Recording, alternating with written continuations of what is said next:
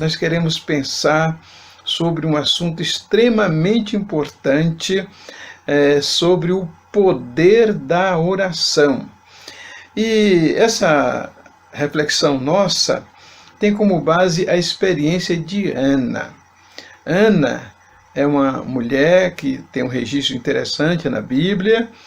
Ela tinha como marido Eucana, e eles foram do povo de Israel antes da coroação de Saul, antes da coroação de Davi. E Ana tinha um problema: ela era estéril. E ela tinha tanta vontade de ter um filho, mas o seu ventre a privava disso. E Ana era muito angustiada, muito amargurada. Ainda tinha uma outra companheira, outra mulher que a perseguia muito, chamada Penina, que não tinha peninha nenhuma dela, né? E Ana sofria muito por causa disto. E Ana um dia vai à igreja, vai ao templo, e lá ela começa a orar, e até o sacerdote ali, que era o sacerdote da época, achou que ela estivesse bêbada, e vem e fala: olha, você tem que deixar de beber. E Ana disse: não, meu senhor, eu não estou bêbado, eu estou orando na angústia do meu espírito, na angústia da minha alma, eu sou uma mulher atribulada. Aí Eli compreendeu e abençoou e disse: vai em paz. E diz a Bíblia que Ana voltou para casa e o seu semblante já não era triste depois daquela oração.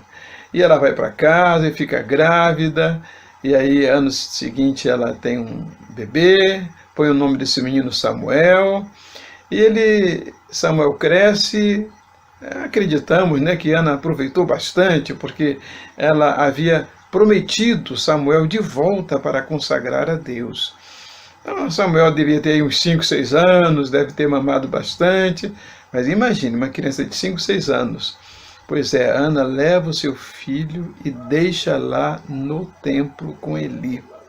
E aí ela diz as palavras que nós vamos ler agora, que é 1 Samuel, capítulo 1, os versos 27 e 28.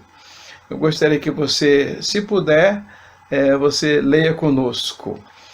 Por este menino orava eu, e o Senhor me concedeu a petição que eu lhe fizera. Verso 28. Pelo que também o trago como devolvido ao Senhor, por todos os dias que viver, pois do Senhor o pedi. E ali eles adoraram ao Senhor. Muito linda essa história. Ana volta, faz a dedicação do seu filho para Deus e deixa lá e volta. E ela teve depois outros filhos, que a Bíblia fala que ela teve depois dessa experiência. Mas o que é relevante nessa história de Ana?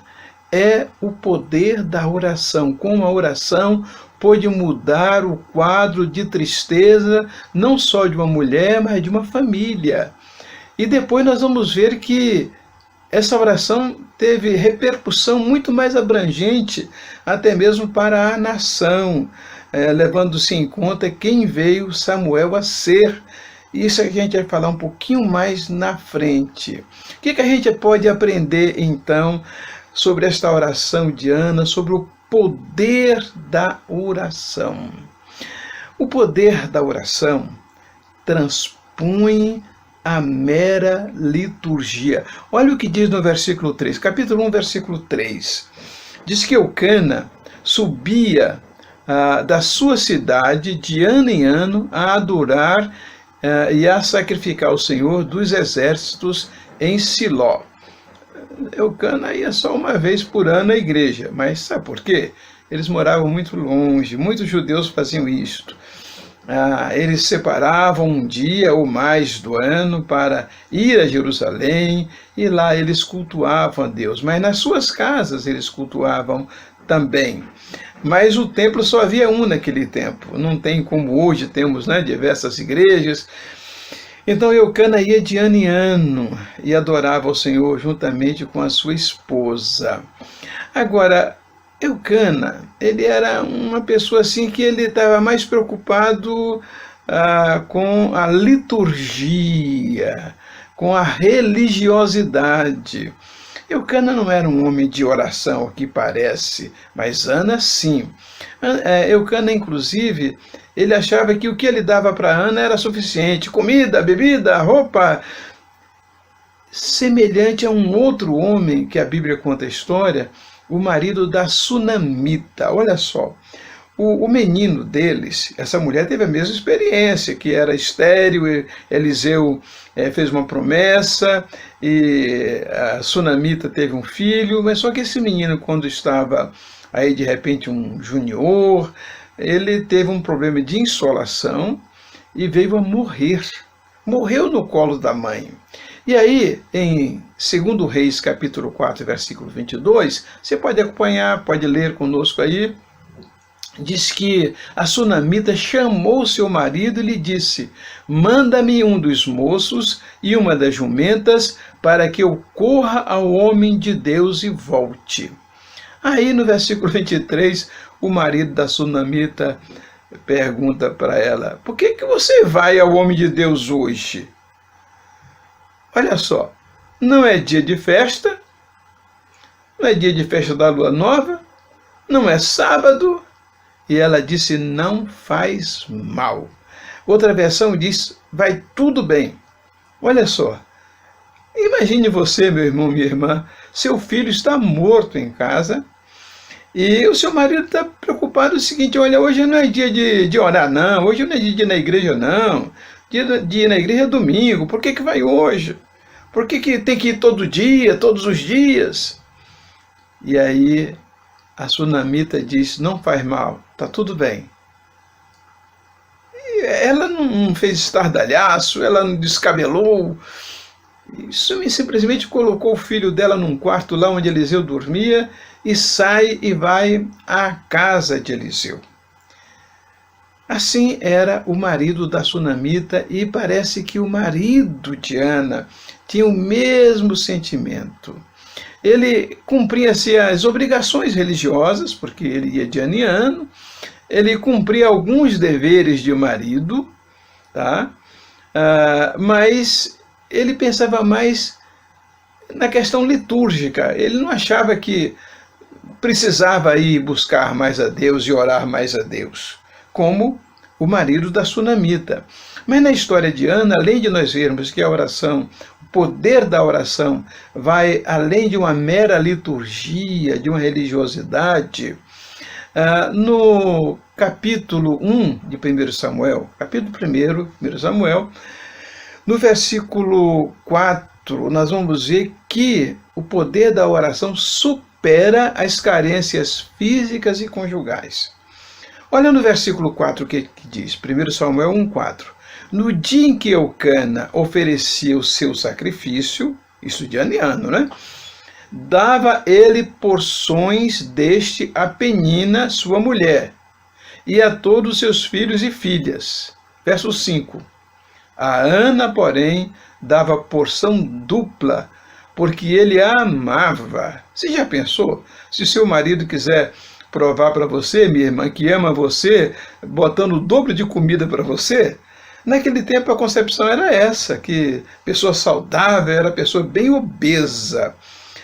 Hoje nós sabemos que, em alguns casos, ou na maioria dos casos, a obesidade pode se caracterizar como uma enfermidade. Tem pessoas que não, que são obesas, estão bem, não tem problema nenhum, o colesterol está em cima, está bom, né? Triglicérides também, não tem diabetes, mas, de um modo geral, a obesidade traz muitas outras consequências e poucas pessoas hoje querem ser gordas. Muitas o são porque não têm uma condição de tratamento, porque também o tratamento não tem dado certo, porque elas se sentem muito bem assim, ok. Isso é a preferência de cada um, o importante é a pessoa se sentir bem, estar bem consigo mesma, não é? Então, mas aí diz que o Eucana diz assim para Ana: Ana, olha como você está gordinha, né? Vamos parafrasear aqui. Olha como você está gordinha. Eu te dou até o dobro da comida que eu dou para outra.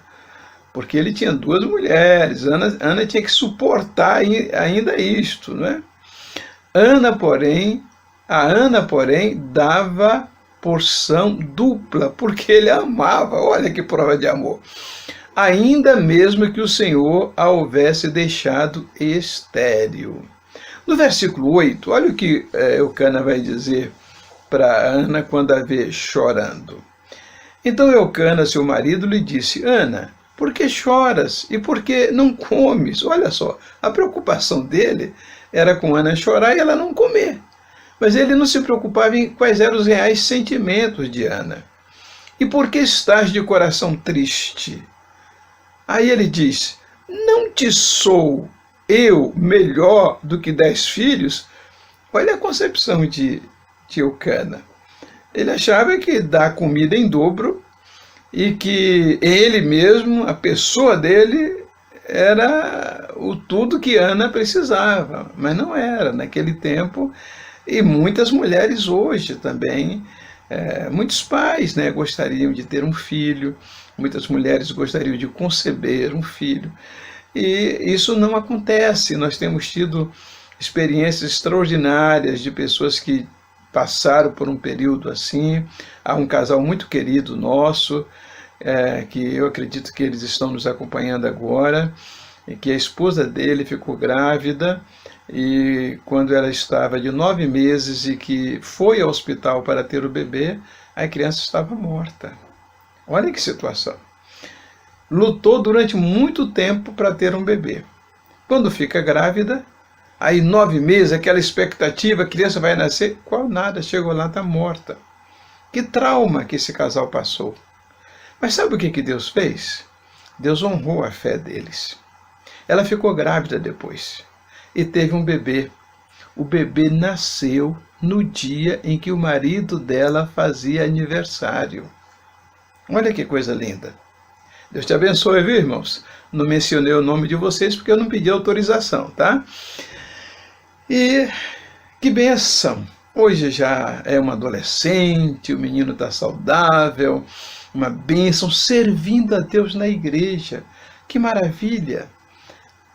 E tem outros casais na nossa igreja, aqui mesmo em Lagoa Santa, 2 casais, aconteceu assim praticamente a mesma coisa com os dois, que a esposa era estéril, tinha problemas de tratamento, fez o tratamento e tal, ficaram grávidas, até ficaram grávidas assim, próxima uma da outra, e aí elas perderam a criança lá para uns 2, 3, 4 meses, e foi mais um trauma na vida delas, porque elas esperavam tanto por isto. Mas uma coisa linda. De um deles eu posso citar o nome, porque ele me autorizou. Eles são membros da nossa igreja. Esses 2 casais são membros da nossa igreja, né? Na verdade, uma mulher de um é membro da nossa igreja. E o outro casal, que é o Genier e a Camila. O seu filhinho Oliver, 1 ano e 9 meses, está uma graça, já orando, tocando bateria. Claro, né, como criança, ele faz lá o barulhinho dele e ele faz a oraçãozinha dele. Ele já sabe que Jesus mora no coração dele. Ô, Jenner, Deus te abençoe, viu? A Camila e o Oliver também. Beijinho para o Oliver. Aí, pois é. Olha só o que Deus pode fazer. Deus transformou, Deus mudou a tristeza de Ana, como também dessas pessoas que eu compartilhei agora, em alegria. Deus transformou a vida delas. O que a oração pode fazer? Eucana pensava, não, vamos comer, vamos na igreja, isso é suficiente. Não é só isso que é suficiente.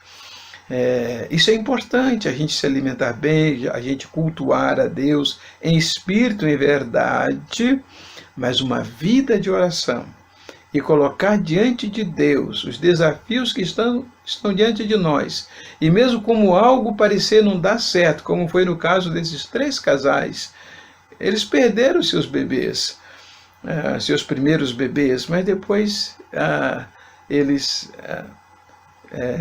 tiveram, né, uma nova experiência.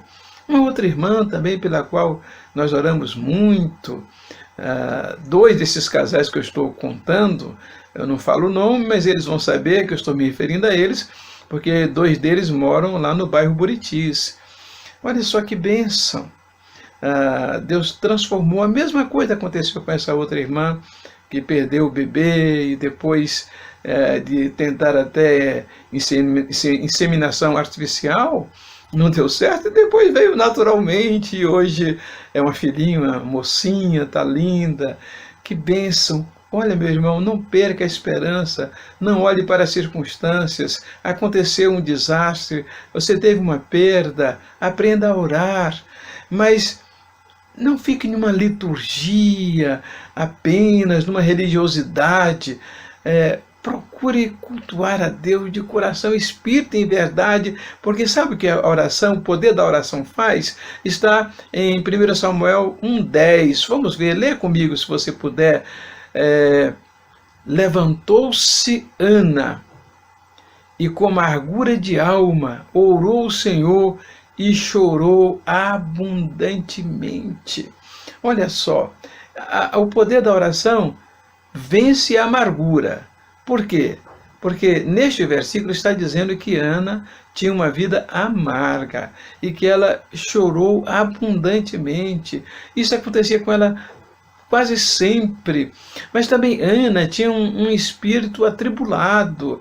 No versículo 15, quando Eli a acusa de bêbada, ela diz: olha, não, meu senhor, eu sou uma mulher atribulada de espírito. Olha só. Não bebi nem vinho, nem bebida forte, porém venho derramando. Que lindo, que lindo. Derramando a minha alma perante o Senhor. Meu irmão, minha irmã, derrame sua alma perante o Senhor. Ore. Não permita que você desvaneça, que você esmoreça, que a sua fé arrefeça. Ore, ore, porque a oração tem poder. No versículo 16 vai dizer também que Ana era uma mulher ansiosa. Ela diz o seguinte, ela falando para Eli: não tenhas, pois, a tua serva por filha do maligno. Algumas versões dizem filha de Belial, mas essa palavra seria traduzida por filha do maligno, porque pelo excesso da minha ansiedade. Olha só, ela não tinha qualquer ansiedade, ela tinha excesso de ansiedade, porque pelo excesso da minha ansiedade e da minha aflição é que tenho falado com Deus até agora.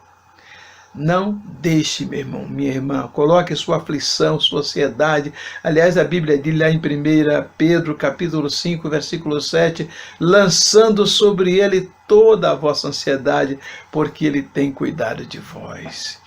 E o que nos impressiona é que no finalzinho da palavra de Ana com Eli, ela disse que ela resolveu dedicar aquele filho, ela fez um voto, que se Deus desse para ela um filho, que ela iria consagrar aquele filho para Deus. Seria o Isaac dela, assim como Abraão precisava abrir mão de Isaac para receber a bênção maior. Ana já havia decidido que ela iria consagrar o seu filho para Deus. A quarta lição que nós aprendemos é que o poder da oração outorga paz. Olha o que Eli disse para Ana no versículo 17. Então lhe respondeu Eli: vai-te em paz.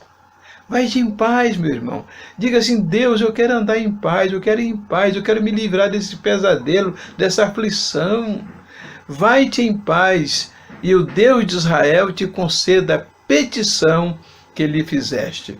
No versículo 16 diz assim: e disse ela: ache a tua serva mercê diante de ti. Assim a mulher se foi seu caminho.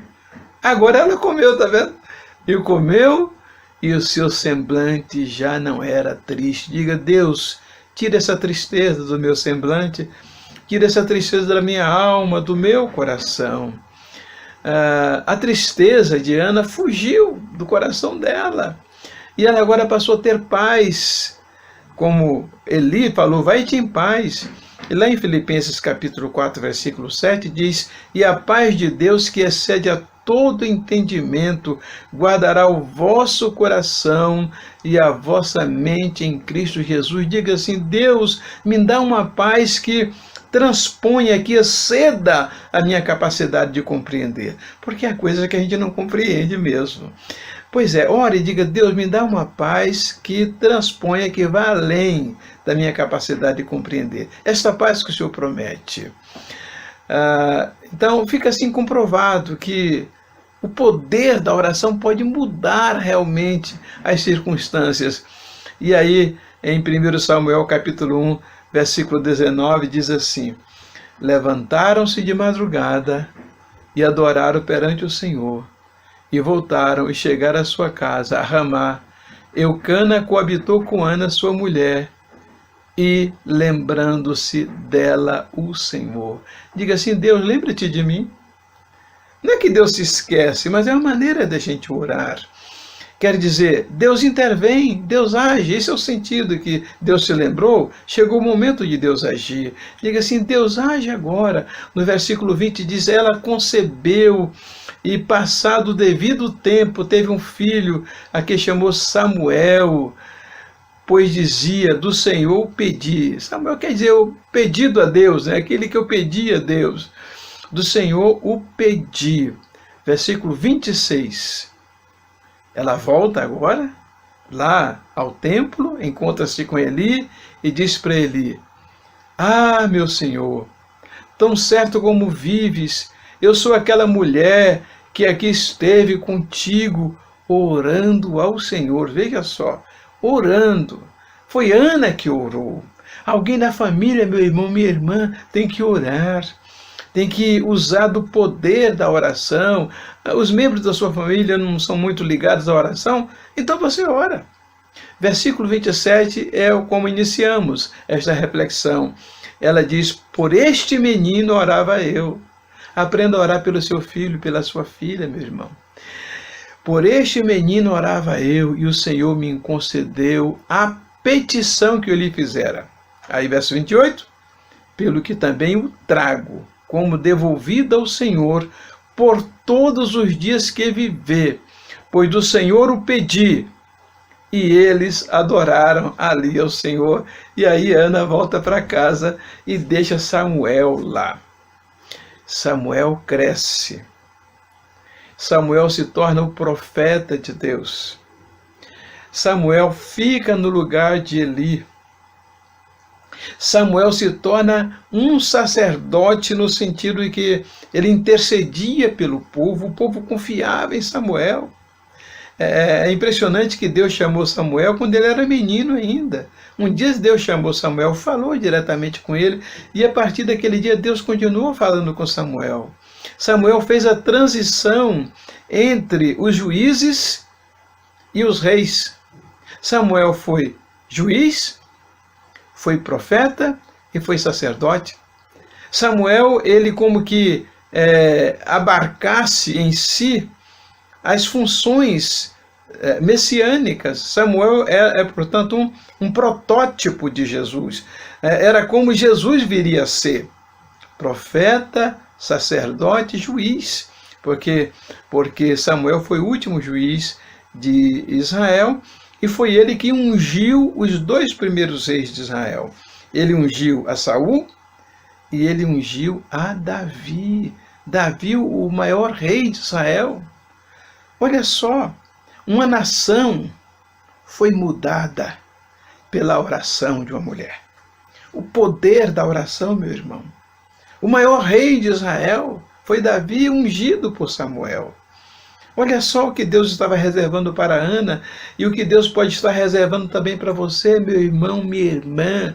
Por isso, veja o que diz lá em Lucas, capítulo 18, versículo 1, que Jesus contou uma parábola sobre o dever de orarmos sempre e nunca esmorecermos. Disse-lhe Jesus uma parábola sobre o dever de orar sempre e nunca esmorecer.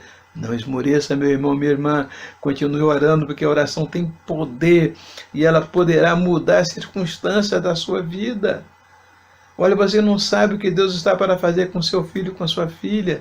creia no poder. A grande diferença de Ana com as demais mulheres foi a oração. A grande diferença entre muitos cristãos hoje é como essas pessoas investem sua vida na oração, como essas pessoas se relacionam com Deus, quanto tempo elas investem em Deus todos os dias. Por isso eu queria orar com você. Você está precisando de oração também agora? Então levante sua mão, mantenha sua mão levantada, e com isso você estará indicando que quer receber a resposta de Deus para a sua vida. Deus nosso Pai, no nome de Jesus, o teu Filho. Ah, Senhor, vê qual é a aflição, qual é a dor de alma, qual é a tribulação desse irmão, dessa irmã, Senhor. E assim como pela tua misericórdia e graça, tu atendeste a Ana, tu, Deus, tiraste a tristeza do seu coração, tu alegraste o seu rosto, Senhor. Ana não era uma mulher de liturgia, não era uma mulher apenas religiosa, ela era uma mulher que cria em Ti, que orava, Senhor.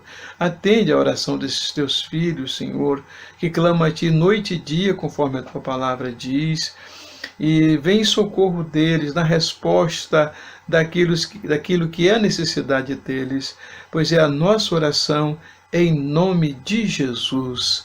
Amém. Amém.